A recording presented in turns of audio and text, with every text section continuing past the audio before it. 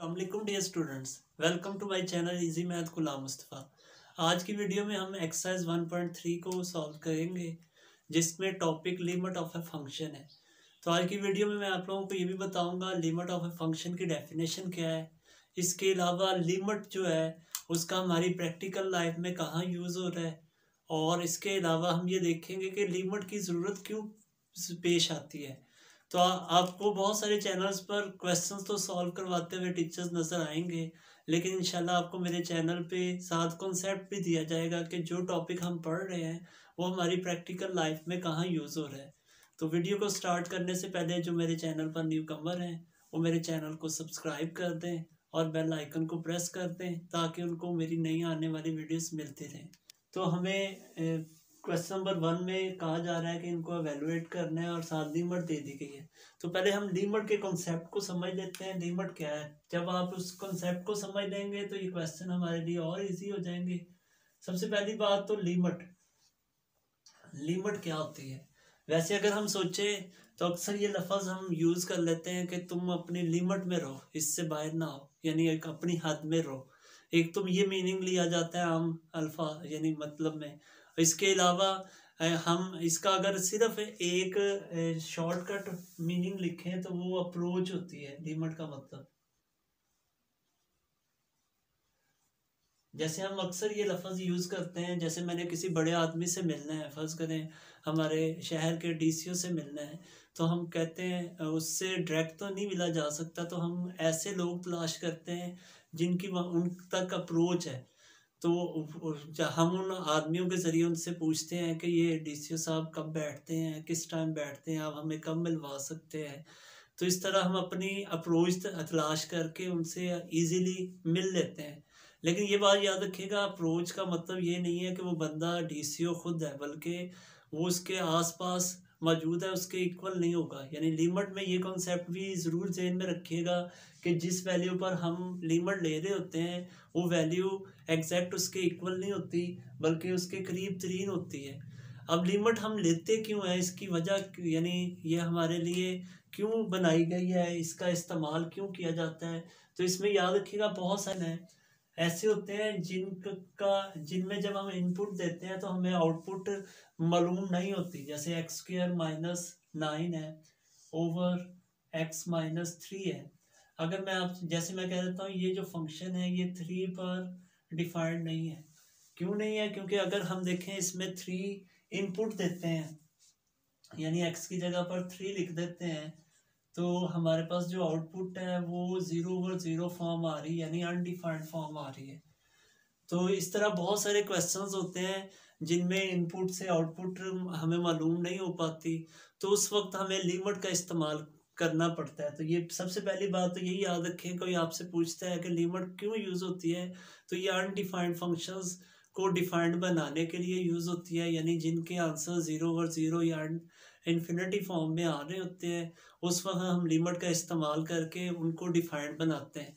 अब ये कॉन्सेप्ट भी समझ लें, जब हम इस पर लिमिट लगाते हैं वो हम क्वेश्चंस में भी देखेंगे तो ये इसका हमें आंसर मिल जाता है। जैसे अगर हम 3 पर इसकी लिमिट फाइंड करते हैं तो हम पहले इसके फैक्टर बना लेते हैं x - 3 और x+3, और फिर x - 3 और इसको इसके साथ कैंसिल करके फिर इसको जब 3 को इसमें पुट करते हैं तो हमारे पास 6 यानी आउटपुट हमें 6 मिल जाती है। देखिए अगर हम डायरेक्ट जब 3 पुट कर रहे थे तो हमारी फॉर्म 0/0 आ रही थी, लेकिन जब हमने लिमिट का इस्तेमाल किया तो हमें आउटपुट का पता चल गया।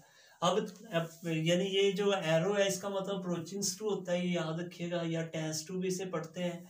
अब इसको अगर हम ग्राफ की सूरत में समझे, अगर फर्ज करें आपके पास 3 वैल्यू है तो x अप्रोचिंग टू 3 का मतलब ये होगा कि ये इसको वैल्यू अप्रोच कर रही है, वो लेफ्ट साइड से भी हो सकती है, राइट साइड से भी हो सकती है, यानी इसके करीब तरीन कोई वैल्यू होगी, जैसे 2.9 या इससे भी कम हो सकती है, या 3.1। यानी हम इसके आसपास वाली वैल्यूज लेकर उससे हम इस वैल्यू का अंदाज़ा लगा लेते हैं कि इस पॉइंट पर इसकी आउटपुट क्या होगी, क्योंकि यहाँ पर खला पैदा हो रहा है। तो लिमिट हमें ये हेल्प कर देती है कि इसके आसपास की वैल्यूज, जैसे हमने किसी तक अप्रोच करनी है तो हमने उसके आसपास वाले बंदे से उस बंदे के बारे में सारी मालूमात ले ली है।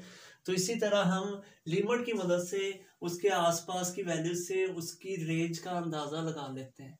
तो ये बात आप जहन में रखिएगा, तो क्वेश्चन आपके लिए बहुत इजी हो जाएंगे। अब देखिए हम अपने क्वेश्चंस की तरफ है। लिमिट x अप्रोचिंग टू 3 पर हमने इसकी लिमिट फाइंड करनी है। तो हम क्या करेंगे, जिस जगह पर x है वहां पर आपने ये वैल्यू पुट कर देनी है 3। तो हमारे पास देखिए आंसर क्या आ रहा है, 2 इंटू 3 प्लस 4। तो इसको सिंप्लीफाई करें, 6 प्लस 4 ये हमारे पास 10 आ जाएगा। नेक्स्ट सेकंड पार्ट में भी हम ऐसे ही करेंगे। बस आपने मेन कोशिश ये करनी है कि कोई भी आंसर हमारा अनडिफाइंड फॉर्म में ना आ रहा हो। जब अनडिफाइंड फॉर्म में आ रहा हो तो उस वक्त हम लिमिट के कुछ रूल्स अप्लाई करेंगे, यानी उसके फैक्टर बनाएंगे या उस पर कोई फार्मूला वगैरह लगाएंगे ताकि वो अनडिफाइंड होने से बच जाए। अब हम limit x approaching to 1 apply करते हैं इस फंक्शन पर। और ये बात भी याद रखिएगा, जो लिमिट है वो लीनियर ऑपरेटर है, यानी वो तमाम वैल्यूज़ के साथ अप्लाई हो जाता है।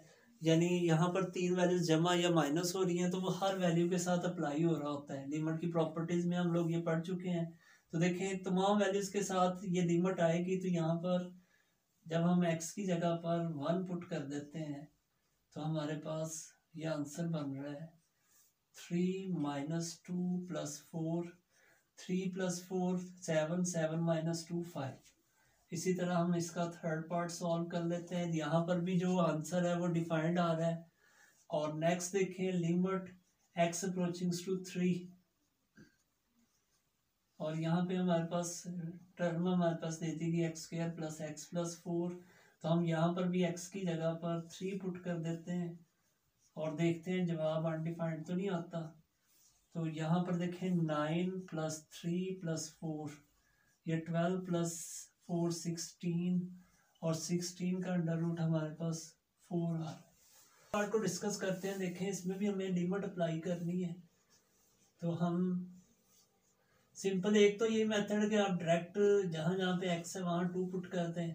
अदरवाइज आप प्रॉपर्टीज को, यानी x जो लिमिट है वो लीनियर ऑपरेटर है, तो इसके ऊपर प्रॉपर्टीज का इस्तेमाल करके भी आप इसको मजीद कर सकते हैं कि अगर ये ज़्यादा मार्क्स का आ रहा है। जैसे आप देखें यहाँ 2 टर्म्स मल्टीप्लाई हो रही हैं तो लिमिट की प्रॉपर्टी है कि अगर 2 टर्म्स मल्टीप्लाई हो रही हैं तो लिमिट दोनों के साथ मल्टीप्लाई होगी, फर्स्ट टर्म के साथ भी सेकेंड टर्म के साथ भी। नेक्स्ट हम इसको लिख सकते हैं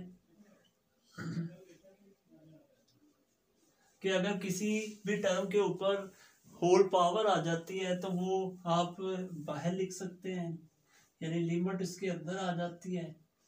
तो यहाँ पर आप ये भी लिख सकते हैं कि होल जो पावर है, जैसे इसके ऊपर पावर 1/2 है तो वो लिमिट की होल पावर भी बन जाएगी। यहाँ पर 1/2 लिख देंगे। अब x की जगह यहाँ 2 पुट कर रहे हैं और इस जगह पर x की जगह फिर 2 पुट करें। 4 माइनस 4 इसकी पावर 1/2, 4 माइनस 4 0, तो ये को 0 कर दिया। नेक्स्ट इसी तरह देखें फिफ्थ पार्ट है, इसमें 2 टर्म्स माइनस हो रही हैं और इनके ऊपर पावर्स हैं। तो आप क्या करेंगे, लिमिट दोनों के साथ अप्लाई भी कर देंगे और होल पावर को बाहर लिख देंगे।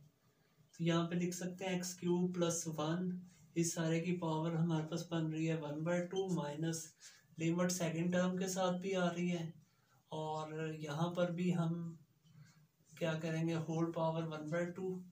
अब आप x की जगह पर 2 पुट करें, 2 का क्यूब प्लस 1।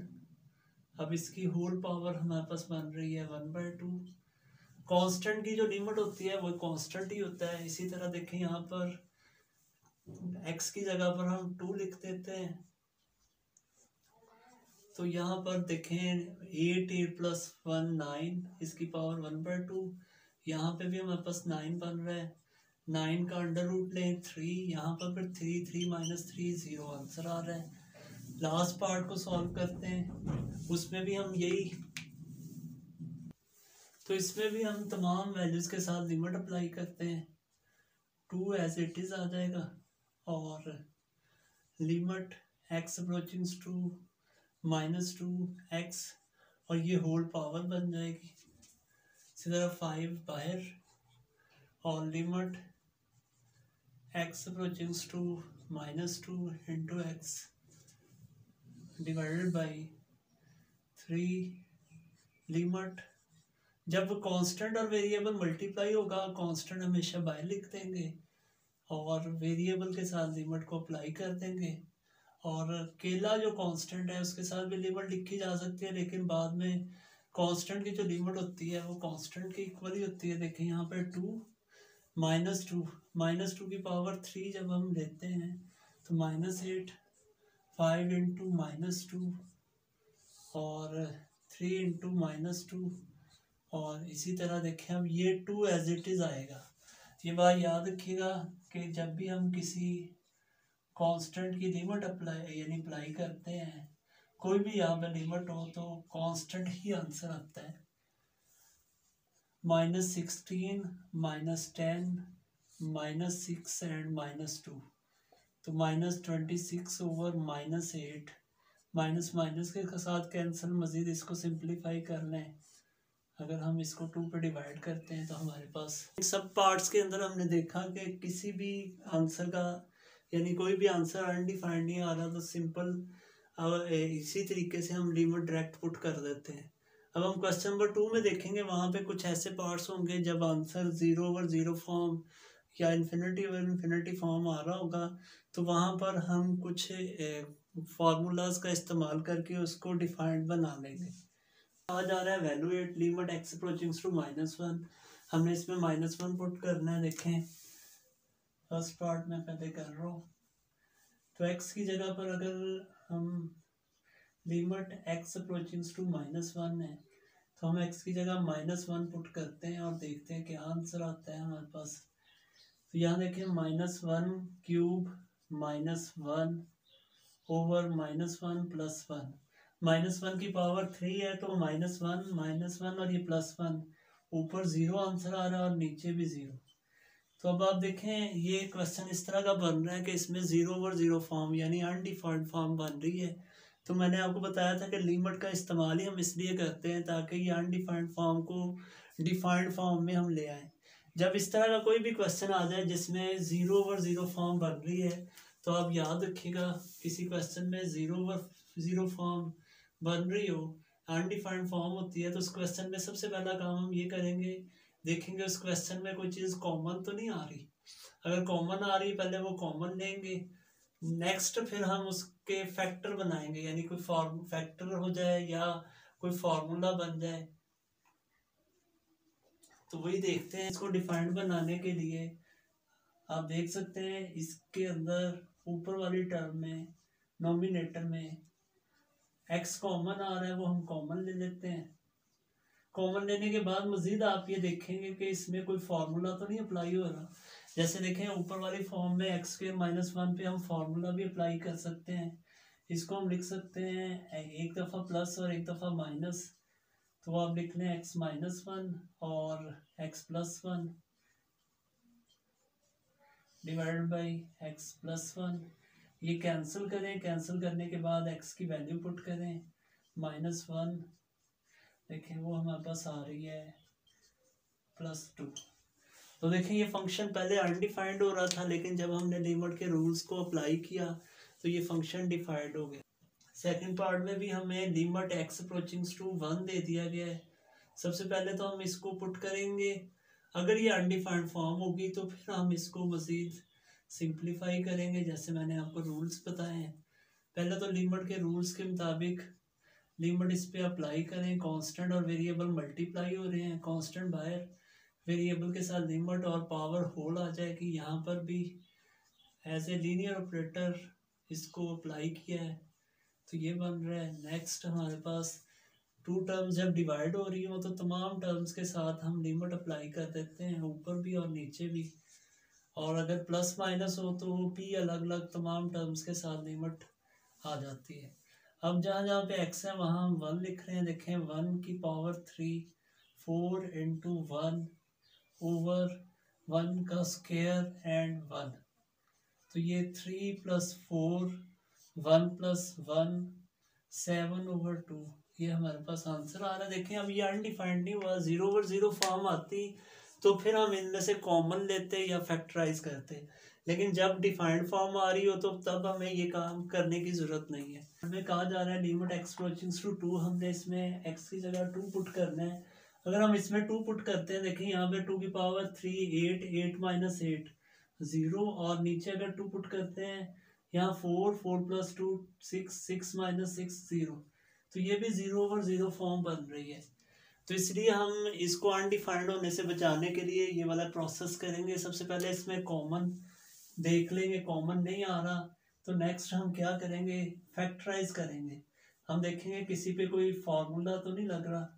जैसे अब देखें ऊपर वाली टर्म को हम लिख सकते हैं एक्स का होल क्यूब और इसको 2 का क्यूब, और नीचे भी फैक्टर बन रहे हैं कि वो 2 टर्म्स जिनको मल्टीप्लाई करने से 6 और प्लस माइनस करने से एक्स बन जाए, वो कौन कौन सी हैं, 3 और 2, 3 के साथ पॉजिटिव और 2 के साथ नेगेटिव, ताकि मल्टीप्लाई करने से -6 और प्लस करने से +1 आ जाए।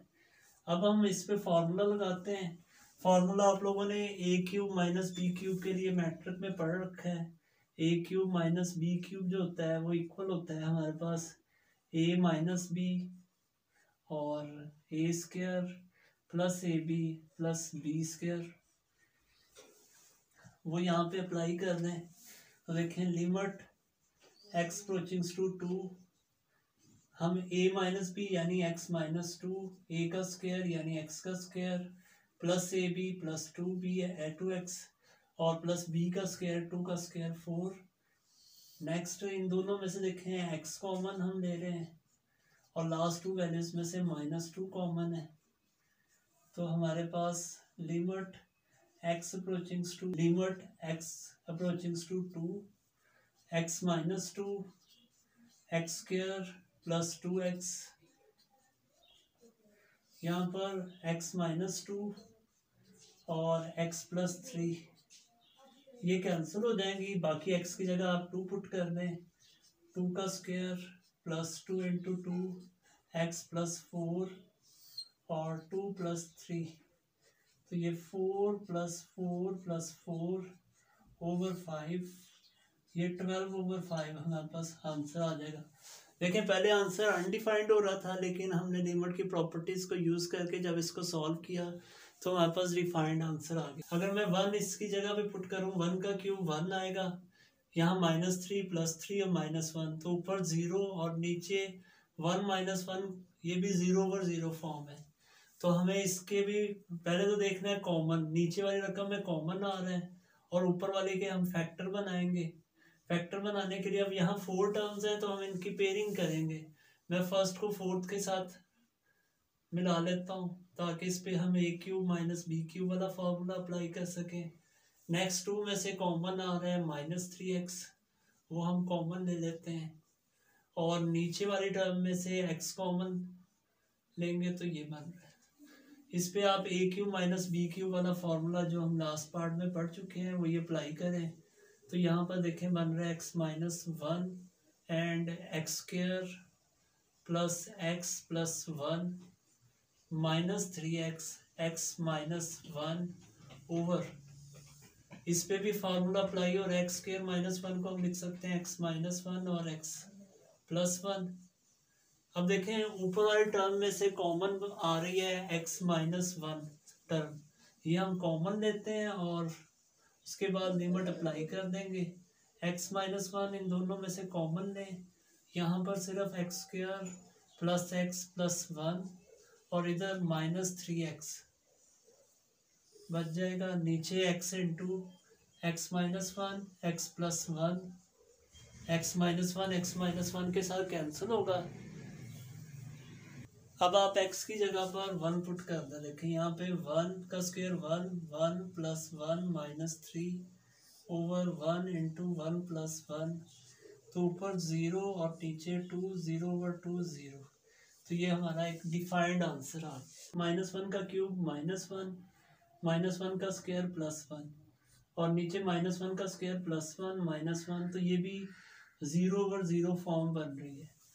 तो जब भी 0/0 फॉर्म बने, मैंने बताया है कि पहले हम देखेंगे कॉमन है उसमें कोई चीज़, तो आप देख सकते हैं ऊपर वाली टर्म में x हम कॉमन ले सकते हैं, तो अंदर रह जाएगा एक्स स्क्वायर, बल्कि एक्स स्क्वायर कॉमन ले लेंगे, अंदर एक्स स्क्वायर प्लस 1 रह जाएगा और नीचे फार्मूला अप्लाई हो रहा है, इसको हम लिख सकते हैं x माइनस 1 और x प्लस 1।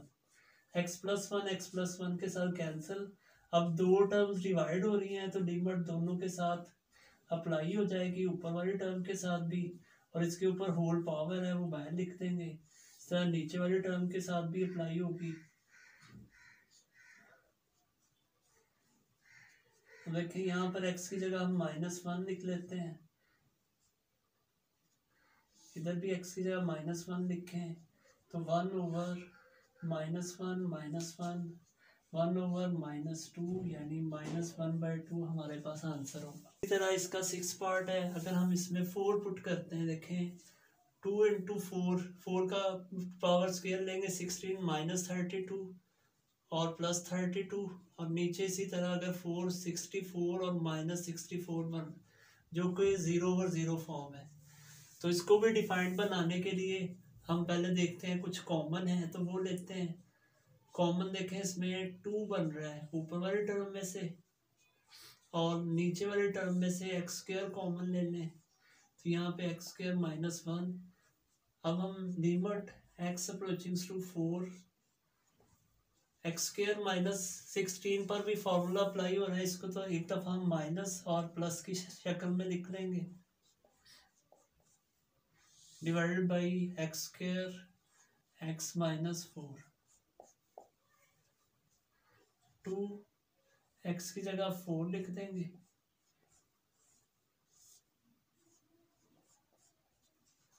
तो 2 × 8/16 कैंसिल करेंगे, इसके साथ कैंसिल, तो 1 हमारे पास हाल। 7th पार्ट में हमने लिमिट x अप्रोचिंग टू 2, जब इसमें x की जगह 2 पुट करते हैं तो यहाँ 2√, -2√, और नीचे 2 -2, तो ये भी 0/0 फॉर्म बन रही है। तो मैंने आपको बताया था जब 0/0 फॉर्म बने तो सबसे पहले हम क्या चेक करते हैं, इसमें कॉमन है। देखिए इन दोनों में कोई चीज़ कॉमन नहीं है और ना ही इसकी फैक्टराइजेशन हो रही है।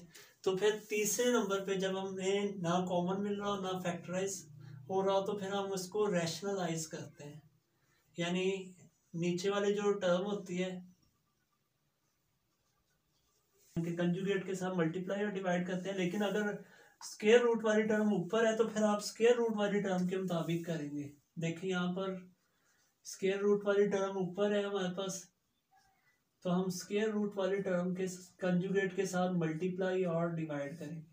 कंजुगेट क्या है, यानी जो यहाँ टर्म है माइनस है तो आप प्लस वाली टर्म के साथ, और अगर यहाँ प्लस होता तो फिर हम माइनस वाली टर्म के साथ मल्टीप्लाई और डिवाइड कर देते।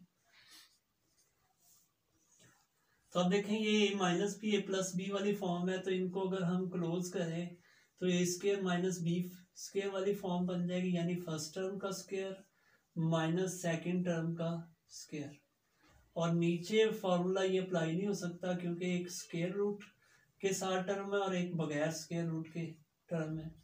तो आप स्क्वायर रूट और अंडर रूट कैंसिल कर दें, हमारे पास ऊपर जो टर्म बच गई है वो हमारे पास है x -2, और इसी तरह देखें नीचे x -2 x under root +2 under root, ये कैंसिल। अब आप लिमिट को अप्लाई करेंगे तो x की जगह पर हम अगर 2 पुट कर देते हैं 2 + 2 अंडर रूट, तो इसको हम लिख सकते हैं 2 × 2 अंडर रूट।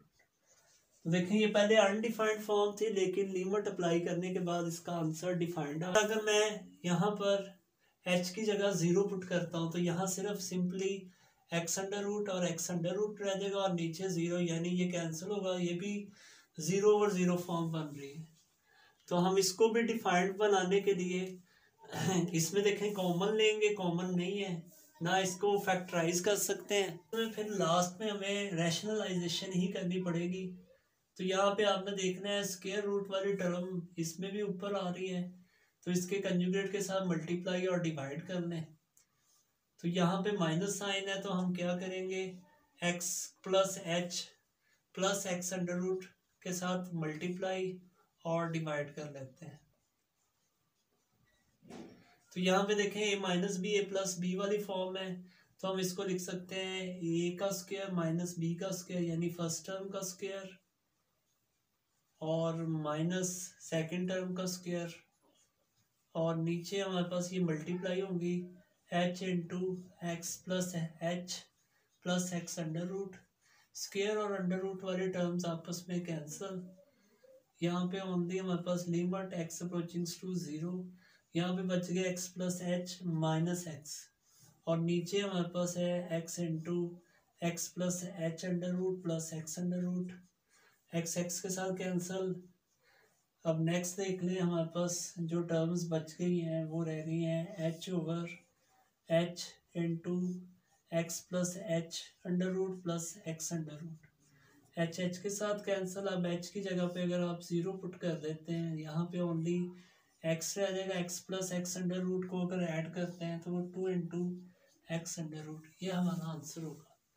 अब इसका लास्ट पार्ट में लिमिट एक्स अप्रोचिंग टू ए, अगर मैं इसमें एक्स की जगह पर ए पुट करता हूँ, यहाँ ए की पावर एन, यहाँ माइनस ए की पावर एन, नीचे ए की पावर एम माइनस ए की पावर एन, ये आपस में कैंसिल होंगे तो 0 ओवर 0 फॉर्म आ रही है। लेकिन आप देखें इस क्वेश्चन में सबसे पहले हमने देखना है जब 0 ओवर 0 फॉर्म आए कॉमन है वो नहीं है, ना इसके फैक्टराइजेशन हो रही है ना ही ये रैशनलाइज, क्योंकि इसमें स्क्वायर रूट वाली कोई टर्म नहीं है। तो फिर 4th नंबर पे आपने ये बात याद रखनी है। फिर यहाँ पर एक रूल अप्लाई किया जाता है, और वो रूल आप लोग याद रखेंगे। उसे एक्सरसाइज से पहले हम फार्मूला प्रूफ कर चुके हैं। वो क्या है, x limit x approaching to a x की पावर एन ए की power n over x minus a, ये इक्वल होता है एन इंटू ए की पावर एन माइनस 1। यानी ऊपर जो दो टर्म्स हैं वही नीचे हो, लेकिन इनके ऊपर पावर कोई भी हो तो हम इस फॉर्म में लिख सकते हैं। तो अब हम इसको इस फॉर्म में लाने के लिए देखें, ऊपर और नीचे हमें ज़रूरत है, तो हम नीचे हमें x माइनस ए की ज़रूरत है, तो हम दोनों में x माइनस ए पर डिवाइड कर देते हैं। ऊपर वाले यानी नोमिनेटर और डिनोमिनेटर दोनों टर्म्स को x माइनस ए पर डिवाइड करते हैं। अब देखें लिमिट दोनों पे अप्लाई होगी, ऊपर वाले टर्म के साथ भी। जब भी टर्म्स डिवाइड हो रही हो प्रॉपर्टीज का हम इस्तेमाल करते हैं कि दोनों के साथ लिमिट अप्लाई हो जाती है। इसी तरह नीचे वाले टर्म के साथ भी लिमिट अप्लाई हो जाएगी। अब यहाँ पर हम ये रूल जो हमने लिखा है ये अप्लाई कर सकते हैं दोनों पर। देखिए ऊपर n वाली फॉर्म है तो हम लिख सकते हैं n इंटू ए की पावर n माइनस 1। नीचे यही चीज़ है लेकिन इसके ऊपर पावर m है, तो इसको भी हम इसी फॉर्म में m की पावर m माइनस 1 लिख सकते हैं। नेक्स्ट देखें n over m as it is लिख देंगे। इनमें बेस एक जैसी है तो ये ऊपर ले आएंगे, ये ऊपर जाके इनकी पावर साइन चेंज होंगे, m नेगेटिव और 1 पॉजिटिव हो जाएगा, ये आपस में कैंसिल। तो हमारे पास ये बन रहा है a की पावर n माइनस m, तो ये हमारा आंसर होगा। तो आज की वीडियो में हमने क्वेश्चन नंबर 2 के तमाम पार्ट्स डिस्कस किए। इंशाल्लाह नेक्स्ट वीडियो में हम बाकी क्वेश्चंस को डिस्कस करेंगे।